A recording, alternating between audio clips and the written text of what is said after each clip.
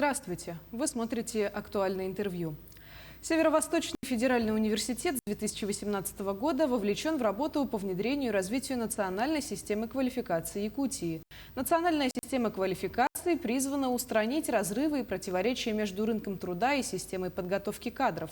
Как работает эта система, расскажет наша сегодняшняя гостья Галина Соломонова. Галина Сергеевна, здравствуйте. Здравствуйте, добрый день. Скажите, как вообще выстраивается работа такого центра в нашем университете? Центр развития квалификации Северо-Восточного федерального университета создан весной этого года и работает по принципу проектного офиса. И здесь я хотела бы внести уточнение, что эта работа направлена на системное внедрение инструментов национальной системы квалификации Российской Федерации, да, национальной системы. И основной целью является реализация, вот, как я уже сказала, системного подхода к применению этих инструментов, например, применению механизмов внешней оценки качества образовательных результатов студентов. Это происходит через сопряжение промежуточной или государственной итоговой аттестации с независимой оценкой квалификации в форме профессионального экзамена для студентов. А почему нужны такие профессиональные стандарты и вообще для чего создана эта система квалификаций? Если говорить в целом о национальной системе квалификации и ее элементах, то когда мы говорим об эффективности труда, об эффективности организации, то мы понимаем, что эффективность будет тем выше, чем выше производительность труда и чем меньше трудозатраты на обучение, организацию вот этого персонала. Да? И с этой точки зрения, когда говорится о необходимом качестве работы, то вот это необходимое качество работы, критерии оценки качества профессиональной деятельности в рамках той или иной профессии, то есть, иначе говоря, характеристика профессиональной квалификации, вот это и есть содержание профессионального стандарта. В такой центр квалификации может обратиться любой студент вне зависимости от возраста, или это больше направлено на молодых специалистов? Вот сейчас университет, по сути, является межотраслевым региональным представительством, работая с отраслевыми советами по профессиональным квалификациям, такими как в сфере документационного и административного обеспечения деятельности организации, СПК, финансового рынка. И с этого года активно работаем с СПК в сфере образования. Поэтому уже, как видите, мы имеем несколько направлений, да, по которым мы работаем со структурами университета для того, чтобы наши студенты, заканчивая высшее образование, уже имели возможность подтвердить свое соответствие той или иной выбранной им квалификации для того, чтобы более качественно трудоустраиваться. И здесь также я добавлю, что мы знаем, что студентам сейчас дана возможность и право на освоение 2 и более профессиональных квалификаций. И если в рамках определенной основной образовательной программы они осваивают ту или иную квалификацию, то сейчас при помощи внедрения сопряжения промежуточной аттестации или ГИА с независимой оценкой квалификации студент уже может выходить не только с дипломом, но и с государственным свидетельством о соответствии квалификации, которое признается на территории всей России. Это очень важно. Да? И когда выпускник или молодой специалист приходит к работодателю с таким документом, то это является формальным признанием того, что человек практически готов к выполнению профессиональных задач в рамках какой-то профессии. Вот это очень важный момент. Поэтому работа нашего центра, она, я бы даже сказала, вот проектный офис по развитию профессиональных квалификаций, по внедрению квалификационно-ориентированной модели организации образовательного процесса или развития персонала вот она выстраивается таким образом, чтобы произошли прежде всего внутренние изменения, и после этого, конечно, также важное место занимает ориентация университета на внешний рынок. А по каким квалификациям сейчас производится оценка? Университет, содействуя формированию в регионе экзаменационных центров, центров независимой оценки квалификации, при поддержке и при координации Государственного комитета нашей республики по занятости населения, участвует в формировании экспертного сообщества по разным видам профессиональной деятельности, по разным видам экономики, да? И в соответствии вот с теми профессиональными квалификациями, которые отведены в ведении того или иного совета по профессиональным квалификациям, эти центры оценки квалификации и экзаменационные центры, они проводят независимую оценку. В частности, если мы говорим об оценке квалификации для офисных специалистов или административных работников, то совершенно недавно утвержден профессиональный стандарт специалиста по цифровой трансформации документов. Да? До этого у нас проводилась оценка секретарей руководителей, помощников руководителей, которые непосредственно влияют на эффективность и руководителя, и организации. Да? Если мы говорим о квалификациях финансового рынка, то их более 90.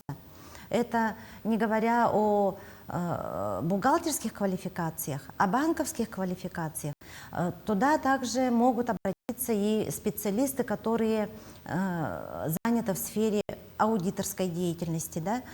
Это оценочная деятельность, это специалисты по оценке риска и так далее. То есть это очень большое количество профессиональных квалификаций, по которым работники могут пройти подтверждение, не выезжая за пределы региона. И информацию об этом, конечно, надо смотреть на сайтах Центра оценки квалификации цоксаха.ру, на сайте регионального представительства, да, университета как регионального представительства СПК ФР, это rp.spkfr.ru. Вот на этих сайтах публикуется вся актуальная информация. А чем может помочь центр, когда человек находится в процессе поиска работы? Здесь я бы хотела остановиться на таком моменте.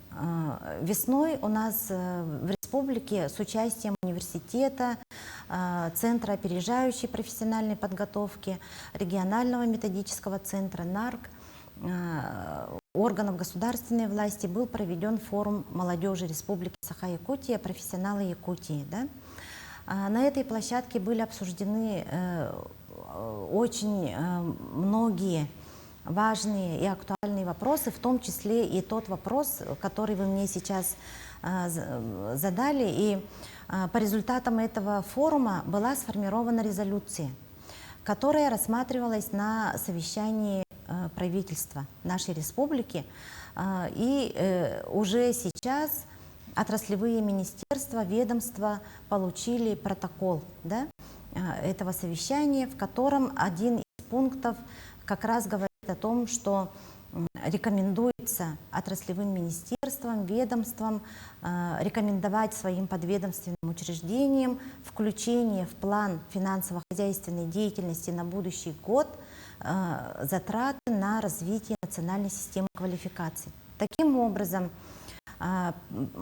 если вот это будет сделано, если это будет достигнуто, и центры занятости нашей республики подключатся к этому процессу, то те мероприятия, которые и сейчас проводятся центрами занятости, да, это бесплатное обучение граждан, которые находятся либо в поиске работы, либо без работы сейчас находятся, либо это матери, которые находятся в отпуске по уходу за детьми, то каким-то образом вот здесь необходимо прийти к согласованному решению, чтобы было предусмотрено финансирование, да, финансирование вот этих процессов, когда человек получив образовательный сертификат от центров занятости, приходит в образовательную организацию и осваивает определенную образовательную программу, то и для оценки эффективности затрат, да, бюджетных средств на обучение вот этих граждан и для проверки качества образовательных результатов здесь могла бы быть выстроена процедура независимой оценки качества образовательных результатов через Центр оценки квалификаций. Вот в этом плане социально уязвимые категории граждан, которые проходят обучение при содействии государства и проходят затем, подтверждают, да, сертифицируют вот эти образовательные результаты путем подтверждения своей квалификации, они, естественно, получают преимущество на рынке труда при трудоустройстве. Вот в этом плане мне видится социальный эффект деятельности наших центров оценки квалификаций, которых в регионе уже 7, если я не ошибаюсь, и по разным видам экономической деятельности, и их взаимодействие с органами госвласти в регионе. Тогда продолжим с вами беседу в русле востребованности на рынке труда. Скажите, Галина Сергеевна, что нужно специалисту, чтобы он по-прежнему оставался востребованным в своей сфере деятельности? Чтобы оставаться востребованным в своей сфере, мне кажется, это очевидно, это непрерывно развивать свой профессиональный уровень. Да? Это тот фундамент, на котором строится профессиональная успешность. Естественно, на этом фундаменте выстраиваются и надстройки в виде мягких навыков, универсальных компетенций и так далее. И для этого человеку необходимо быть... Вот зачем студентам освоение 2 и более профессиональных квалификаций? Вот, например, да, вот то, что сейчас внедряется в систему высшего образования. И то, что сейчас в университете разрабатываются индивидуальные образовательные траектории, да, ориентированные на то, чтобы студент в процессе своего обучения в стенах университета освоил как минимум 2 профессиональные квалификации, по результатам которой вот будут сделаны записи в его дипломе, либо это будет дополнительный какой-то документ, свидетельствующий об освоении образовательных результатов. Но при этом для работодателя имеет значение факт готовности практической профессиональной деятельности. И вот когда нашим выпускникам говорят, что у вас нет опыта работы, да, что отдают преимущество тем соискателям, которые приходят уже с имеющимся опытом работы, то здесь вот эта процедура профессионального экзамена, она как раз-таки является, конечно, не заменителем, но аналогичной, альтернативной формой подтверждения и формального, заметим, да, формального признания его готовности к практической профессиональной деятельности. Но вообще я хотела бы сказать о том, что вот эта тема национальной системы квалификаций, внедрение профессиональных стандартов, действия федерального закона о независимой оценке квалификаций, это тема сложная, да, вот для восприятия и для принятия работодателями, потому что есть много таких вопросов, которые требуют большой разъяснительной работы, информационной, просветительской работы, даже я бы сказала. И вот этим занимается, кстати, наш университет, проводя регулярные образовательные мероприятия, бесплатные для работодателей нашего региона по вопросам национальной системы квалификации и применения профессиональных стандартов. Скажите, а есть ли какие-то перспективы вот, развития профессиональных квалификаций? И как ощутят эти перспективы, перемены, если они, конечно, есть, на себе обычные люди? Обычные люди ощутят это, конечно, в том плане, что если мы говорим о национальной системе квалификаций, да, если мы говорим о государственной политике в этой сфере, то, естественно, мы в самом начале нашего разговора затронули вопрос необходимого качества работы. необходимое качество работы. Это базовый уровень требований к работнику, который закреплен в профессиональном стандарте. И наши граждане, да, люди, студенты, население чаще и последовательно будут сталкиваться с тем, что в их непосредственную профессиональную деятельность будут внедряться эти элементы национальной системы квалификации. Причем необходимо подчеркнуть один очень важный момент, тот, что и профессиональный стандарт, и независимая оценка квалификаций, они ориентированы прежде всего на профессиональное развитие наших кадров. Благодарю вас, Галина Сергеевна, за такую актуальную беседу. Возможно, многие после просмотра этого интервью сделают для себя необходимые выводы. Спасибо. Напомню, вы смотрели программу «Актуальное интервью». Берегите себя. До встречи.